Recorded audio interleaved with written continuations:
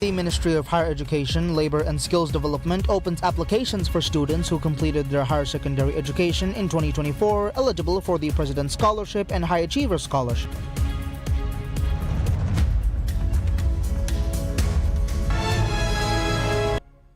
Bismillahirrahmanirrahim. Assalamu alaikum and welcome to PSM News in English with me, Abdullah Ahil.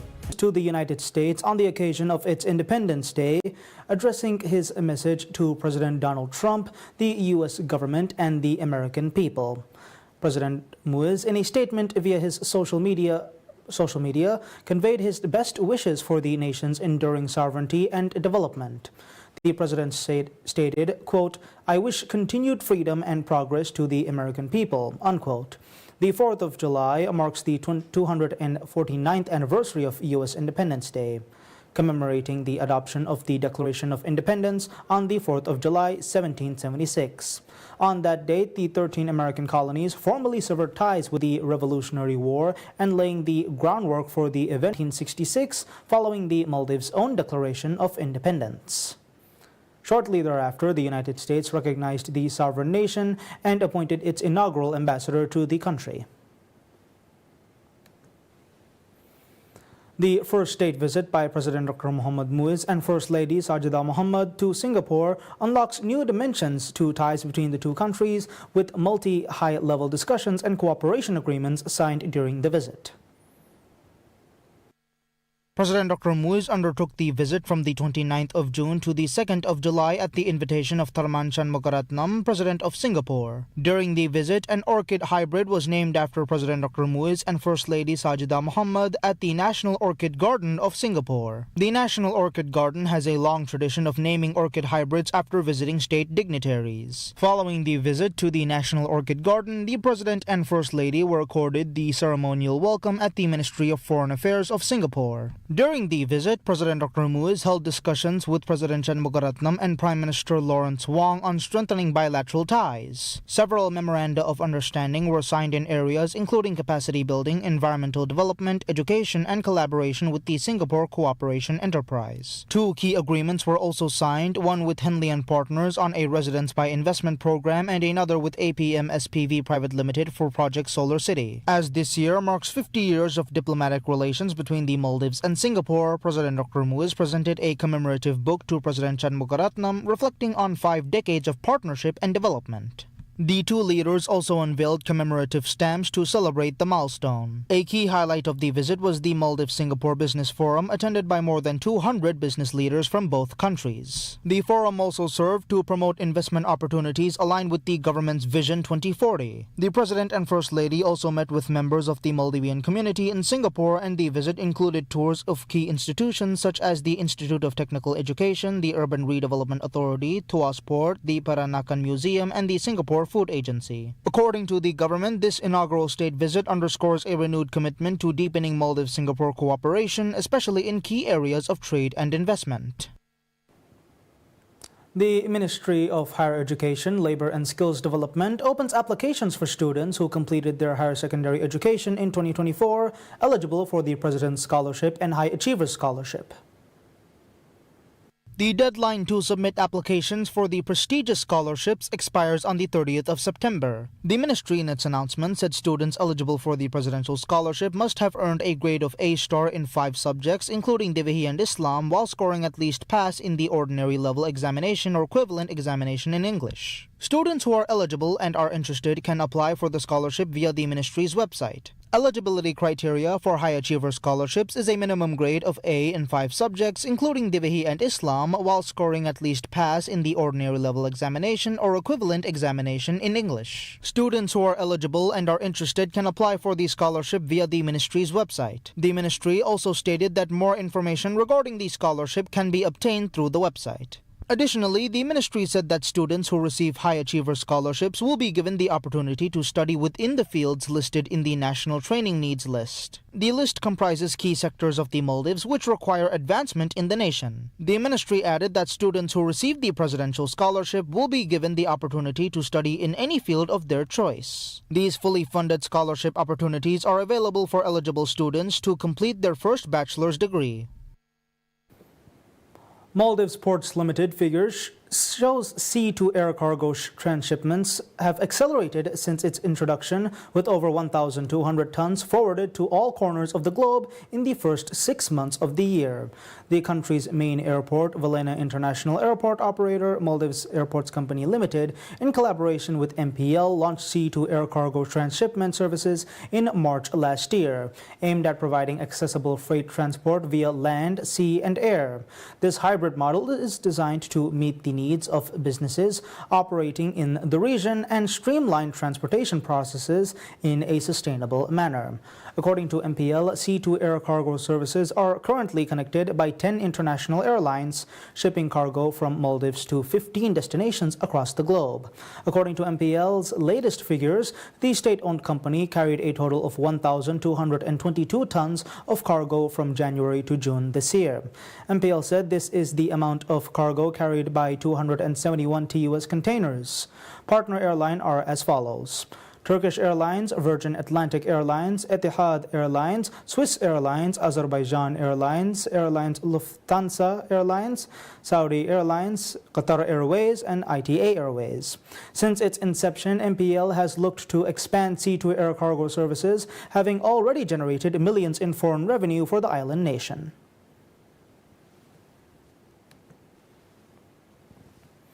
Dr. Muhammad Shahim Ali Saeed, Minister of Islamic Affairs, states the number of Maldivians expected to complete memorization of the Holy Quran is set to rise significantly during the forthcoming Ramadan, with graduates projected to double compared with the previous year.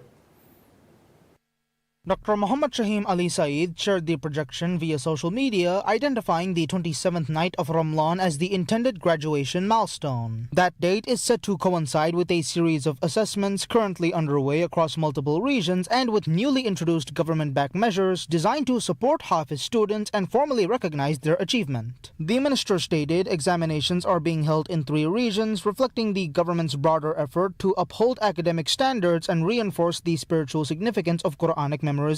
The scale of participation in memorization programs reflects growing national interest. According to data from the National Center for the Holy Quran, 266 individuals have received formal recognition as Hafizes, those honored for committing the entire Quran to memory, a distinction deeply respected within Islamic tradition. In addition to recognized graduates, 1,434 students are actively enrolled in memorization courses at 20 centers across the country, with female participants numbering 783 and male participants totaling 651. At the institutional level, the Malay branch of the Holy Quran Center leads with 424 students, followed by Hulumale with 155 and the Ilm Institute of Islamic Studies with 127. Island-based centers have also registered robust participation, with the Kanalas branch in Ra Atoll accounting for 80 students and the Fuamula City Center hosting 67. President Dr. Muhammad Muiz, responding to the momentum surrounding these efforts, has authorized a doubling of the monthly state allowance for Hafizes, increasing the sum from $129.72 to $259.44. In addition to expanding financial support, the government has restructured the certification system for Hafiz graduates to align with Maldives Qualifications Authority standards, formally integrating religious achievement into the national academic framework. The scope of recognition extends beyond policy and financial measures, with the government launching a dedicated initiative to facilitate Umrah pilgrimages for Hafizes. To further honor this accomplishment, the state will award a presidential medal to every individual who successfully completes the memorization, irrespective of proficiency level.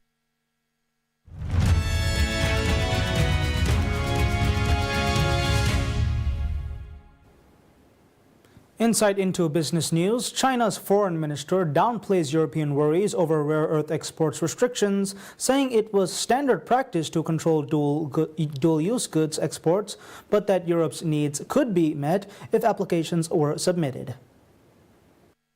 Wang Yi was speaking in Berlin during a joint news conference with his German counterpart on the second leg of a European tour seeking to lay the groundwork for a summit between EU and Chinese leaders later this month. Wang Yi stated, quote, "Rare earths have not been and will not be a problem between China and Europe or between China and Germany as long as the normal export control procedures are recognized and fulfilled. Then the normal needs of Europe and Germany can also be met," unquote. China, which controls over 90% of global processing capacity for rare earths used in everything from automobiles to home appliances, had imposed restrictions in early April requiring exporters to obtain licenses from Beijing. Germany, as a reliable trade partner, urged Wang to work on finding a solution on the matter. But when asked if an agreement could be reached on restrictions ahead of the EU-China summit, Wang said that it was not an issue between China and Europe. He added the Chinese Ministry of Commerce already has a fast-track procedure in place to ensure that normal approvals are processed as quickly as possible. Wang came to Berlin from Brussels, where he met with EU officials, including the bloc's High Representative for Foreign Policy, Kaja Kallas, who also urged Wang to end rare earth export restrictions.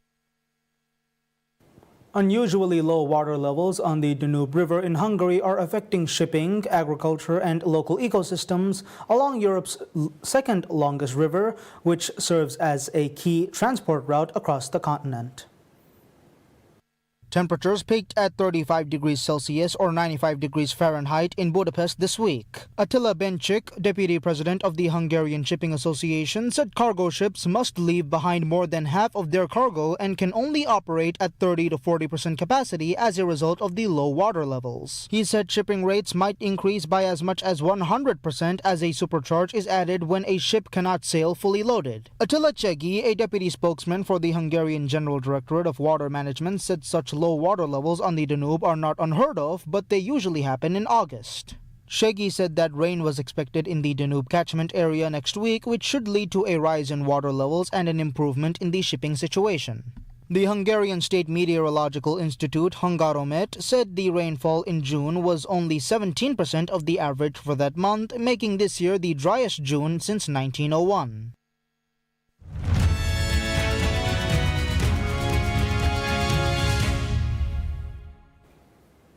Top international news. U.S. President Donald Trump says it would probably be known in 24 hours whether the Palestinian freedom fighters, Hamas, has agreed to accept what he has called a final proposal for an Israel-Hamas ceasefire in Gaza.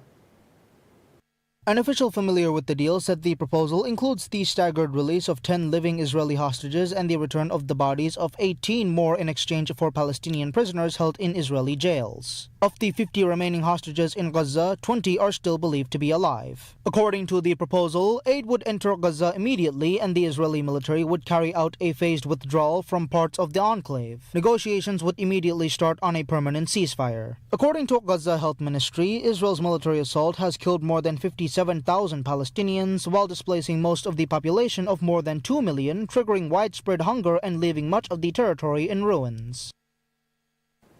A 5-meter-high metal fence sits across the eastern edge of Sinjil, a Palestinian town in the Israeli-occupied West Bank. Heavy steel gates and roadblocks seal off all but a single route in and out of the town, watched over by Israeli soldiers at guard posts. Walls and checkpoints erected by Israeli forces have long been a part of day-to-day life for the nearly 3 million Palestinian residents of the West Bank. But many now say that a dramatic increase in such barriers since the start of the war in Gaza has put towns and villages in a state of permanent siege. The fence around Sinjil is a particularly stark example of barriers that have sprung up across the territory, becoming an overwhelming feature of daily life. The Israeli military said it erected it to protect the nearby Ramallah-Nablus highway. The military said the policy is deemed to allow free access to the town because residents are still permitted to enter and exit through the single remaining entrance. The people who live there now have to walk or drive through narrow, winding streets to the sole allowed entry point. Some cross road closures on foot to reach cars on the other side. Those who once earned their livelihoods in the surrounding land are effectively cut off, said Baha Faqa, the deputy mayor. He said the fence had enclosed 8,000 residents inside barely 10 acres, cutting them off from 2,000 acres of surrounding land which they privately own. He said this is the policy that the occupation army uses to intimidate people and break the will of the Palestinian people. Some 700,000 Israelis now reside in territory Israel captured in 1967. Most countries consider such communities a violation of the Geneva Conventions, which ban settling civilians on occupied land. After decades during which Israel paid lip service to the prospect of an independent Palestinian state, the far-right Israeli government now includes prominent settler activists who openly proclaim their aim to annex the entire West Bank. Overnight, mounds of earth and heavy boulders were placed on roads. Then, heavy metal gates, usually painted yellow or orange, were installed and locked by the military at entrances to Palestinian communities, often leading to roads also used by settlers. The military established new permanent checkpoints. So-called flying checkpoints set up suddenly and without warning became more frequent. While the West Bank has largely been spared the all-out assault waged in Gaza, life has grown increasingly precarious. A ban on entering Israel for work abruptly cut off the livelihoods of tens of thousands of workers. At the start of this year, tens of thousands of West Bank residents were displaced by an Israeli crackdown on militants in Jenin in the north. Officials in the Palestinian Authority, which exercises limited self-rule in the West Bank under Israeli occupation, suspect that the stifling impact on the economy and ordinary life is intentional.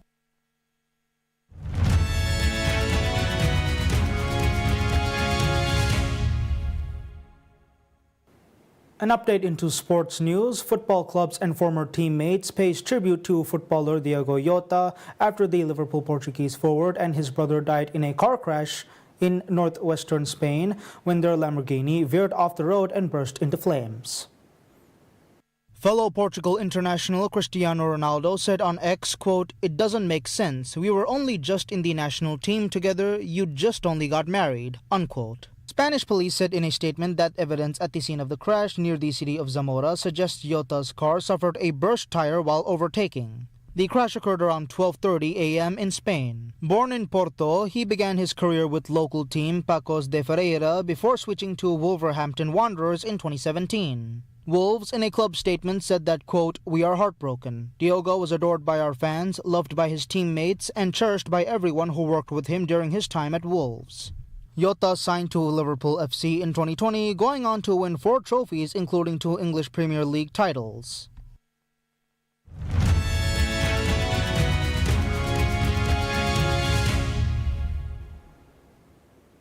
Archaeologists unveil a 3,500-year-old city in Peru that likely served as a trading hub, linking Pacific Coast cultures with those in the Andes and Amazon, flourishing around the same time as early civilizations in the Middle East and Asia. Drone footage released by researchers shows the city center is marked by a circular structure on a hillside terrace with remains of stone and mud buildings constructed some 600 meters or 1,970 feet above sea level. The urban center, named Peñico, is located in the northern Barranca province and was founded between 1,800 and 1,500 BC. It is close to where the Caral civilization, the oldest in the Americas, developed 5,000 years ago. Caral, comprised of 32 monumental structures, is considered a contemporary of civilizations in Egypt, India, Sumeria, and China. However, unlike them, it developed in complete isolation according to researchers. Ruth Shady, the archaeologist who led the research into Peñico, said the newly unveiled city is key because experts believe it emerged after the Caral civilization was devastated by climate change. Archaeologist Marco Machaquay, a researcher with the Ministry of Culture, said at a news conference that Peñico's importance lies in it being the continuation of the Caral society. And that's all the news we have for today. We'll be back with any further updates. Until then, I'm Abdullah Ahil from PSM News.